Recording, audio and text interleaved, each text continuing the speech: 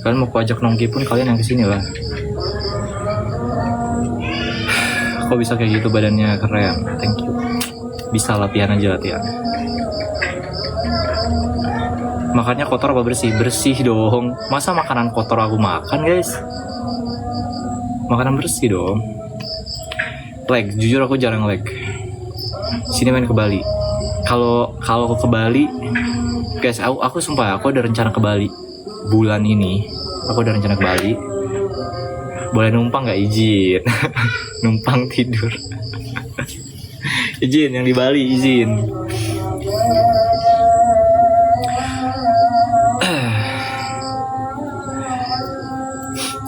Boleh. Mana ada kalian bukan di Bali lah. Boleh. BB 70 kilo. Tinggi badan 170. Tampung dia. Ternate jauhnya, Ternate. Full rebus atau goreng? Aku makanan, aku nggak pernah nggak pernah pilih-pilih makanan. Maksudnya kayak yang pengen aku makan ya udah aku makan. Tapi latihannya juga aku harus sadar diri. Kalau misalnya aku makan gorengan berarti ada ada apa sih namanya, ya Allah. Pokoknya kalau misalnya aku makan yang nggak kurang sehat, berarti latihannya harus ku tambah gitu. Aku sekap kamu di sini. Apa deh kalian tuh aneh-aneh aja deh. Nggak bisa nggak kebaca guys. Komen kalian nggak kebaca. Agak deketan lah ya. Nggak kebaca komennya. Sini kalian nanya-nanya sini. Biar aku jawab semuanya. Ke Bekasi. Oh, thank you Heno. Azan sayang. Iya ini azan. Makanya aku berhenti dulu. Umur berapa? Umur 15 tahun. Ban sebelum WO kayak gimana? Aku kurus.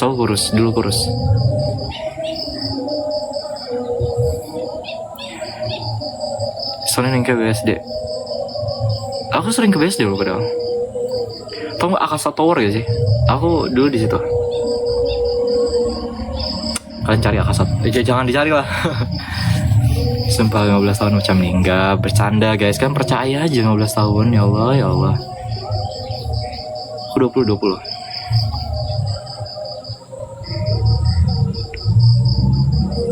Udah konsisten berapa tahun? 2 tahun lebih. 2-3 tahun. Taekwondo masih lanjut gak? Harusnya masih lah. Masih, cuma aku gak jadi atlet. Aku lebih ke ngelatih aja. Tinggalin, aku gak mau kalah. Tinggalin, aku gak pernah salah. Tangerang, yes betul. Kalau nongki bareng kalau ke BSD. Siapa nih? Cowok apa cewek nih? Izin dulu dong. Cowok apa cewek nih? Bang, menurut lu BB71 tapi belum kebentuk sama ada lemak perut, mending cutting apa? Tinggi badannya berapa? Pernah ikut event apa? Kejurnas. Kejurnas yang benar-benar kejurnas ya, bukan kejurnas open gitu. Aku terakhir match tuh itu. 175, 71 tuh udah ideal. Gak usah, ya kalau mau bulking bebas, tapi naikin massa otot aja. Yang dinaikin massa otot bukan ini. Dapat apa kejurnas? Dapat perunggu. Enggak emas sih perunggu. Bang tak sejuk tak pakai baju. Enggak.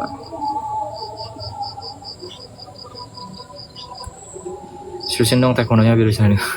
Apa dah? Aku gak mau kalah. Aku gak pernah salah. Tapi lemak perut itu gimana, Cak? Oh, ini aku kasih ilmu, guys. Jadi lemak itu ada 2 jenis. Oke. Ini aku kasih ilmu kalian ya. Aku kan belajar di olahraga. Jadi lemak itu ada 2 jenis. Yang pertama fat, Dia lemak yang menjalar ke seluruh tubuh. Jadi ketika kalian makan makanan yang berlemak atau kalorinya gede, itu kan bakal ke seluruh tubuh. Nah, ada juga yang namanya visceral fat. Kalau visceral fat itu lemak yang dia nyangkut di organ-organ dalam. Nah, contohnya itu biasanya di perut, di organ-organ perut tuh. Jadi kalau misalkan perutnya buncit, itu biasanya visceral fatnya tinggi, gitu. Ya gitu guys, bedain ya fat sama visceral fat. Jadi dan biasanya nih visceral fat itu bergantung sama fat. Jadi kalau fatnya gede, nah visceral fatnya juga biasanya lebih gede. Kak Arif, wah Kak Arif. Dok Arif, jangan dah, bukan dok ya. Masa kayak apa ya disebutnya? Kak Arif, visceral fat itu datangnya gimana? Cara nurunin visceral fat gimana? Oke, kayak gitu kan. Kalian pasti bakal nanya kayak, oke Kak, walaupun gak ngerti. Ini aku jelasin pakai bahasa SD deh, bahasa SD. Gini, aku ulang ya. Ini biar sekali live ada ilmu yang kalian bisa serap. Jadi guys, fat itu kan ketika kalian makan, fat itu lemak ya bahasa Inggrisnya. Fat itu lemak ya, minyak lemak kayak gitu kan. Ketika kalian makan yang berminyak atau berlemak, itu disebutnya fat. Nah, fat itu ketika kalian makan itu bakal ke seluruh tubuh gitu loh. Jadi nggak muncul di sini, nggak cuma di dada, nggak cuma di perut, tapi ke seluruh tubuh. Nah, ada satu lagi jenis lemak, itu namanya visceral fat. Visceral fat pakai V, visceral fat. Nah, itu lemak yang ketika tubuh kalian udah nggak bisa nerima lemak lagi, nah itu muncul visceral fat gitu loh. Si visceral fat ini istilahnya kayak rongga tambahan di tubuh kalian. Nah, rongga tambahan itu biasanya di organ-organ dalam kayak perut gitu, biasa di dalam perut gini. Kenapa perut bukan bapak lah, kenapa perut orang-orang itu buncit? Nah, itu disebabkan karena visceral fatnya itu tinggi gitu. Jadi gimana caranya ngurangin visceral fat biar kalian gak buncit? Nih caranya itu harus ngurangin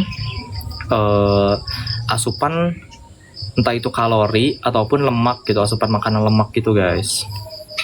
Tuh. Jadi ketika kan visceral fat itu muncul gara-gara tubuh kalian nggak bisa nerima si asupan lemak lagi kan, makanya si lemak itu nyari jalan keluar gitu loh dari tubuh kalian. Nah, cara visceral fat itu jenis makanannya apa aja? Visceral fat itu ini ya guys ya. Jadi visceral itu fat sama aja lemak, cuma kenapa disebut visceral fat? Karena tubuh kalian yang menyimpan lemak ini udah nggak bisa memproduksi lemak lagi, bukan produksi lemak ya, menampung lemak lagi gitu. Jadi visceral fat itu hadir karena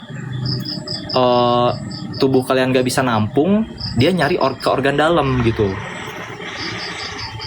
Sifatnya defisit kalori, yes betul. Jadi ketika si lemak kalian habis ini, intinya ketika si lemak ini yang tadi menampung ini udah kalian habisin gitu kan, nanti si visceral fat bakal nurun.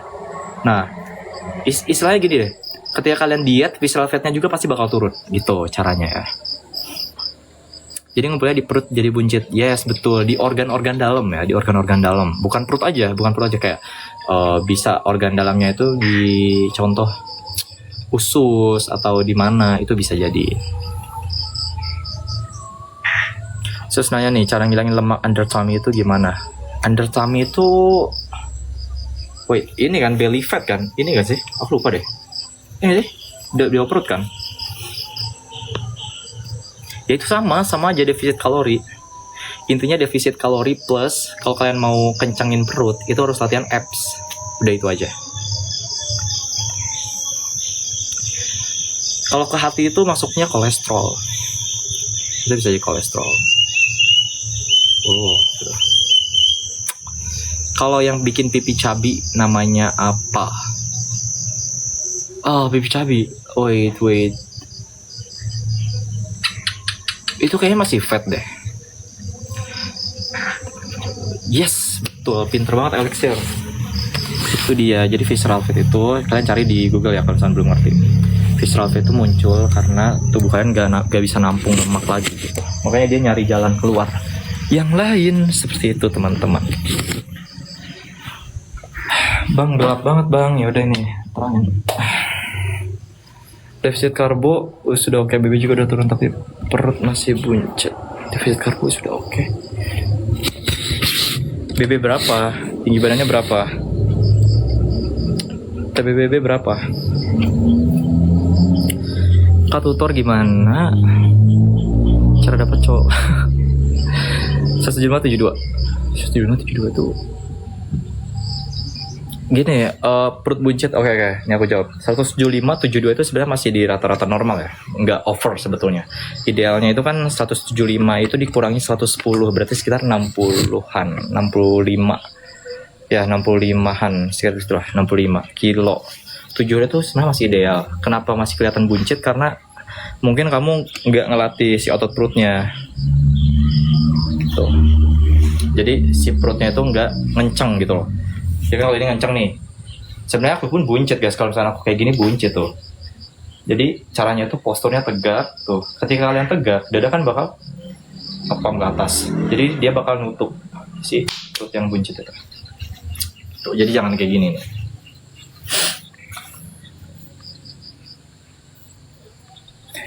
Itu. Perut bagian bawah perut aku udah rata tapi bawahnya masih lacu.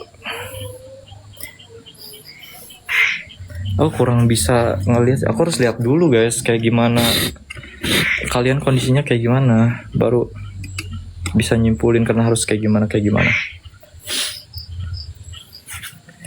Spill etalase satunya kak. Halo Sofia. Cara ngecekin otot perut gimana? Latihan abs. Gak ada cara lain, harus latihan abs atau diet kalau mau. Oke guys, aku mau udahan ya. Udah kan ilmunya udah terserap ya. Jadi ilmu hari ini, oke aku kan rangkum lagi ya. Ilmu hari ini. Jadi fat itu ada 2, lemak itu ada 2. Ada fat yang menjalar ke seluruh tubuh, ada visceral fat. Visceral fat itu yang lemak yang tidak bisa ditampung oleh tubuh sehingga dia mencari rongga-rongga ke organ bagian dalam dan bersembunyi di situ kayak gitu. Mirip Sung Hoon. Dah. Makasih ilmunya. Iya, sama-sama. Thank you so much. Kamsahamnida. Thank you Alexander. Ya itu dia. Nanti aku bahas ini deh. Waktu aku makan, mungkin aku bakal live makan makanan gitu ya. Nanti aku bahas cara diet yang benar kayak gimana. Kalian follow dulu aja deh. Biar kalian mau diet, aku bantuin.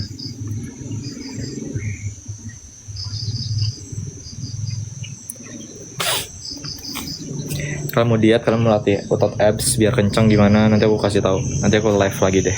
Oke? Aku belum latihan bicep deh BTW. Bye bye guys. Ini aku jawab terakhir deh. Makasih ya. Sama-sama. Ini aku jawab terakhir. Kamu mau bikin otot lebih baik, jadi gak cuma lemak aja tapi belum pernah ke gym. Kira-kira gimana caranya? Kayak aku lah. Guys, sebenarnya jangan terpaut sama gym ya. Gym itu cuma ketika progres kalian udah bagus, kalian mau tambah progres, itu kan butuh beban yang lebih banyak ya, lebih berat maksudnya bebannya. Nah, baru kalian ke gym gitu. Kalau misalkan kalian masih bisa menggunakan berat badan sendiri, pakai beban badan sendiri, itu oke, nggak usah ke gym gitu. Contoh aja push up. Push up itu kalau misalkan kalian udah sampai rata-rata normal ya, 30 push up tanpa kesusahan, itu kalau baru kalian bisa tambahin beban ke gym gitu. Itu bisa kalian bench press atau incline bench press kayak gitu, incline press kayak gitu. Itu baru kalian ke gym lah. Tapi kalau misalkan di daerah kalian gak ada tempat gym atau segala macam, ya pakai beban sendiri dulu aja. Kecuali kalian udah ngerasa enteng pakai beban sendiri gitu. Gitu guys. Karena aku pun sebenarnya nge-gym itu baru hitung beberapa bulan ya. Maksudnya kayak bukan beberapa bulan sih ya. Setahun. Nah, ini tanpa ke gym segini. Maksudnya tanpa memang ke gym dulu aku agak kecil dari ini, cuma ya tetap kebentuk. Oke. Kayak gitu. Udah oke, iya udah oke.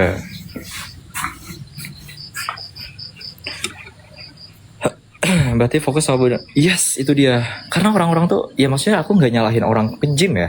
Ya mau progresnya lebih cepet ya ke gym, karena dia progresnya bisa diaturkan berapa bebannya, berapa segala macamnya. Tapi kalau kalian, ini buat kalian aja yang di rumahnya jauh sama gym, itu kalian bisa pakai beban badan sendiri dulu. Tapi lu nge-gym, iya. Gue nge-gym karena gue udah ngerasa kayak gue ngangkat beban sendiri tuh udah nggak berat gitu. Ngerti nggak? Makanya gue tadi sampai ini kan, sampai pakai barbel gitu kan, buat nambah beban. Kalau di gym tuh simpelnya bisa progressive overload. Yes, betul, pintar banget Julis. Gitu loh. Jadi kalau ya itulah pokoknya guys. Ada kekurangan dan kelebihannya lah. Oke. See you next time lah ya. Nanti aku kasih ilmu-ilmu lagi. Ilmu yang kalian bisa terima ataupun gak terima, it's okay. Bye-bye. Untuk pull up itu berapa kira-kira? 12 itu kalian masih gampang. Itu bisa langsung main lat pull down. Lat pull down-nya kalian tingkatin berapa beban. Cara gini ya. Ini gak beres-beres nih.